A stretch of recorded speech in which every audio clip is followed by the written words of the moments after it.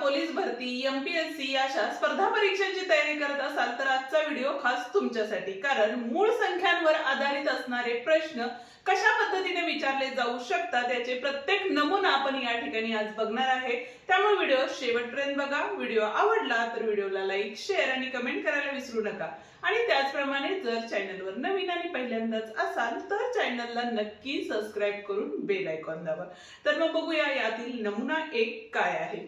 तर काय दिलेलं आहे बघा गणित। आता मूळ संख्या वगैरे संख्यांचे जे प्रकार आहेत ते आपण पहिल्या व्हिडिओमध्येच बघितलेले आहेत आणि ते तुम्हाला अजूनही माहिती नसेल तर तो व्हिडिओ एकदा बघून घ्या। त्याची लिंक खाली डिस्क्रिप्शन मध्ये आपण दिलेली आहे। ठीक आहे।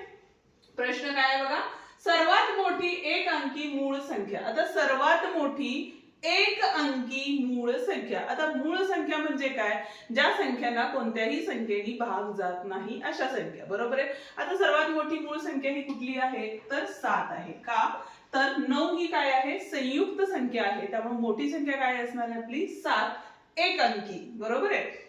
तर बघा सर्वात लहान 2 अंकी, आता सर्वात लहान 2 अंकी संख्या सांगितलेली आहे, पण कसली सांगितलेली आहे बघा संयुक्त विषम संख्या, म्हणजे ती संयुक्त संख्या ही असायला हवी आणि विषम ही संख्या असायला हवी। आता संख्यांचा विचार केला 2 अंकी तर बघा 10, 11, 12, 13, 14, 15, 16, 17।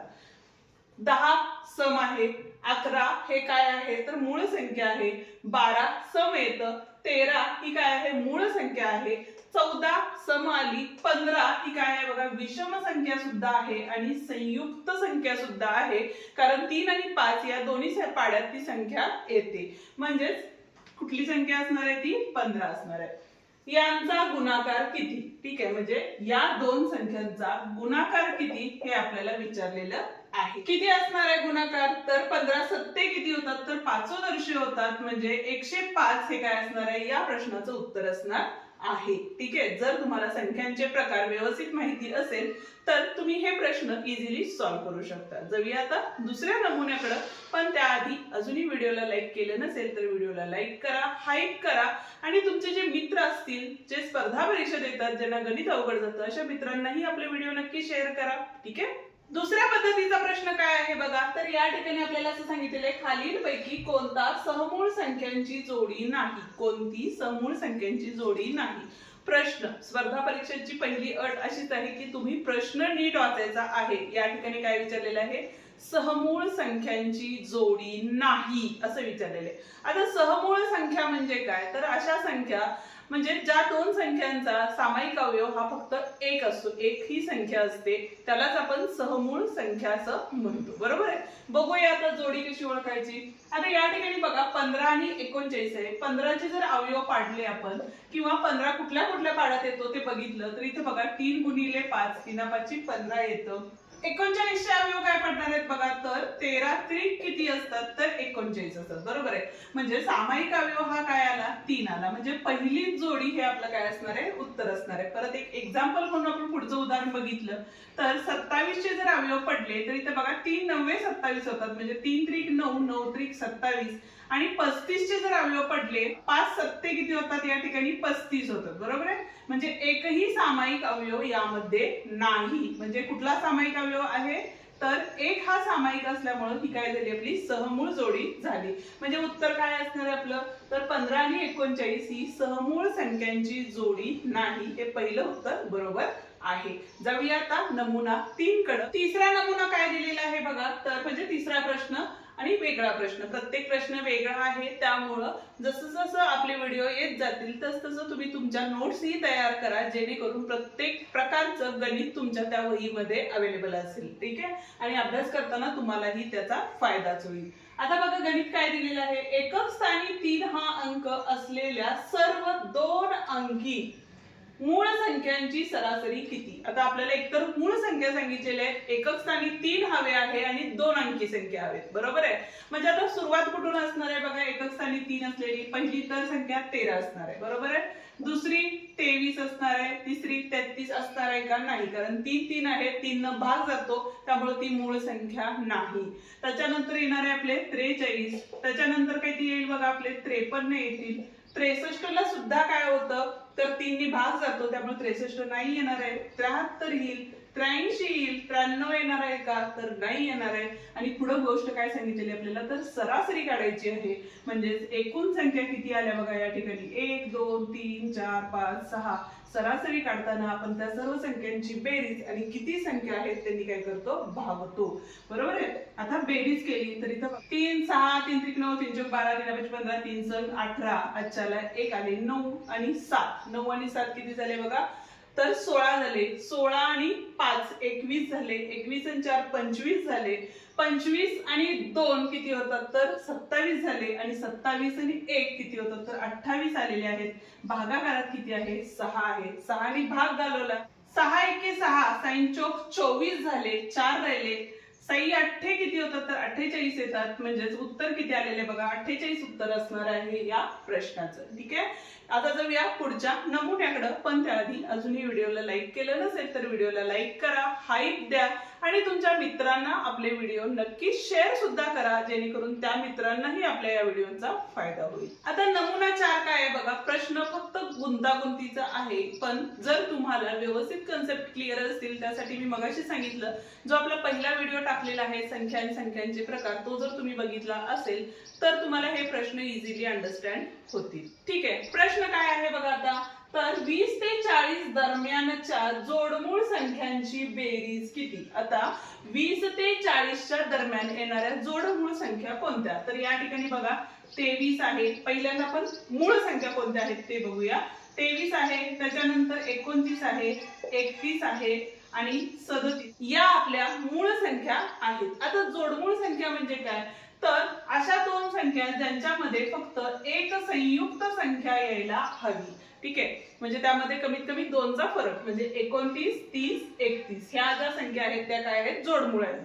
23 आणि 29 मध्ये कितीचा फरक आहे बघा, 6चा फरक आहे.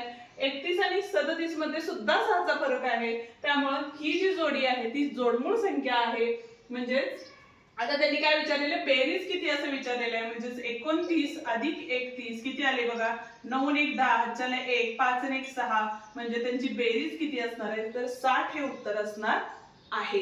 ठीक आहे. नमुना 5 हा वेगळा प्रश्न आहे. काय सांगितलेलं आहे बघा या ठिकाणी, तर 21 ते 40 पर्यंतच्या सर्व संख्यांची बेरीज. ठीक आहे. आता हे पहिलं करून घेऊया आपण.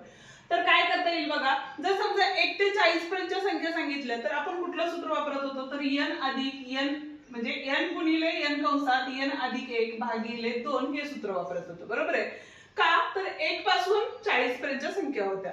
म्हणजे इथे आपल्याला काय करायला लागेल बघा, तर 21 ते 40 पर्यंतची बेरीज काय असणार आहे बघा, तर कुठून कुठपर्यंत आहे, तर 21 अधिक 40 आहे. ठीक आहे. आणि एकूण संख्या किती आहे, तर 21 ते 40 मध्ये, तर टोटल 20 संख्या आहे. त्यामुळे इथं गुणिले 20 घ्यायचं. आणि भागाकारात या ठिकाणी काय येणार आहे बघा, तर 2 आले. भाग घालवला, बे के बे, बे शून्य शून्य. हा कंस असल्यामुळे या कंसाला भाग घालवू शकत नाही. या दोघांची बेरीज केली तर किती उत्तर मिळालं बघा, इथं हे 1 आले, 4 आणि 2 6 गुणिले 10 म्हणजे किती आले, 610 हे उत्तर आपल्याला मिळाले. ठीक आहे. पुढे काय सांगितलेलं आहे, व सर्व मूळ संख्यांची बेरीज यांच्यातील फरक किती.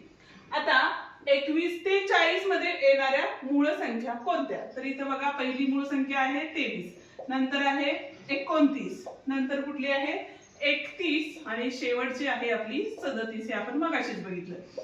या सगळ्यांची बेरीज करायची आपल्याला. बरोबर आहे. 7 आणि 1 8, 8 आणि 9 17, 17 आणि 3 किती होतात बघा, 17 आणि 3 20, हातचाल आले 2 5, 5 आणि 3 8, 8 आणि 2 10, 10 आणि 2 12, 120 आले. आता फरक म्हणजे काय, तर वजाबाकी कशाची करायची आहे. 610 वजा 120 केले तर इथं झाले 0, इथं झाले 9, हातच्या परत दिला, 7 न 2 गेले, किती राहिले, तर 4 आले. म्हणजे 490 हे उत्तर आलेलं आहे. ठीक आहे. म्हणजे या प्रश्नाचं उत्तर काय आलं तुमचं, 490 हे उत्तर आलेलं आहे. पण प्रश्न तुम्हाला जर फिरवून विचारला, फिरवून म्हणजे काय, तर सर्व संयुक्त संख्यांची बेरीज व मूळ संख्यांची बेरीज यांच्यातील फरक. आता संयुक्त संख्या म्हणजे काय, जर ज्या संख्या पाड्यामध्ये येतात अशा संख्यांना आपण संयुक्त संख्या म्हणतो. बरोबर आहे. मग त्या काढायच्या कशा, तर आता या ठिकाणी या ज्या 490 आहेत त्या काय आहेत आपल्या, तर संयुक्त संख्या मिळणार आहेत आपल्याला. का, तर बघा या ठिकाणी ह्या ज्या आहेत ते 21 ते 40 पर्यंतच्या सर्व संख्यांची बेरीज किती आली होती आपली 610 आली होती. मूळ संख्या किती आहेत 120 आहेत बरोबर आहे. मग संयुक्त संख्या किती आल्या आपल्या तर 490 आल्या. ठीक आहे. आणि आता फरक काय विचारलेले आपल्याला संयुक्त संख्यातील आणि मूळ संख्यातील फरक म्हणजेच आपण या ठिकाणी काय करणार आहे तर 490 वजा 120 केले तर इथं बघा 7 आले इथं आले 3 म्हणजे 370 हे उत्तर असणार आहे. ज्या वेळेला तुम्हाला सर्व संयुक्त संख्यांची बेरीज विचारली तेव्हा जर तुम्हाला सर्व संख्यांची बेरीज असेल त्यावेळेला उत्तर 490 असणार आहे आणि संयुक्त असेल त्यावेळेला 370 हे उत्तर असणार आहे. म्हणजे एकाच प्रश्नामध्ये आपण दोन प्रश्न या ठिकाणी तयार केलेले आहेत. ठीक आहे. जाऊया आता पुढच्या प्रश्नाकडे. सहावं गणित म्हणजे सहावा नमुना बघा काय दिलेला आहे तर खालीलपैकी कोणती जोडमूळ संख्यांची जोडी नाही असं विचारलेलं आहे. जोडमूळ संख्या म्हणजे काय अशा ज्या दोन संख्या ज्याच्यामध्ये एक संयुक्त संख्या येते. ठीक आहे. आता या पर्यायाचा जर विचार केला तर प्रत्येक पर्यायामध्ये एक संयुक्त संख्या आहे पण जर तुम्हाला मूळ संख्या माहिती असेल तर आता इथं तुम्हाला हा चार्ट दिलेला आहे तो एकदा बघून आणि लिहून घ्या आणि त्याच्यावरून तुम्हाला लक्षात येईल की कोणकोणत्या संख्या ह्या मूळ संख्या असतात बरोबर आहे. आता मूळ संख्या म्हणजे काय तर अशा संख्या ज्या संख्येला कोणत्याही संख्येने भाग जात नाही किंवा ती संख्या कोणत्याही पाड्यात येत नाही.